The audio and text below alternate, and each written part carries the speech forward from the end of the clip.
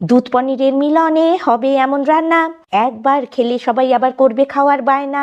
উষ্ণ গরম জলে আগে কাজু পোস্ত 4 মগজ 10 মিনিট ভিজিয়ে পনির ইচ্ছে মতো শেপে কেটে রেখো নুন মাখিয়ে। এবার ভিজিয়ে রাখা সব কিছু মিক্সিং জারে নিয়ে মিহি পেস্ট করতে হবে আদা লঙ্কা দিয়ে। পেস্ট রেখে সাদা তেল বেশ গরম করার পরে পনির ভেজে উষ্ণ গরম দুধে তুলো হালকা ব্রাউন করে। বাটা মশলা এই তেলেতেই হবে এবার দিতে, মশলা ধুয়ে দিয়ে টমেটো বাটা হবে নিতে। মশলা কষে তেল ছাড়লে দুধ আর পনির দিও এতে, নুন মিষ্টি দিও এবার টেস্ট ব্যালেন্স হয় যাতে। ভালো করে মিশিয়ে মিডিয়াম ফ্লেমে ফুটিয়ে নিও, 5 মিনিট ঢেকে ঢুকে এবার রাতে দিও। ঢাকা খুলে গরম মশলার কসুরি মেথি ছড়িয়ে গরম গরম সার্ভ করো সব মিশিয়ে।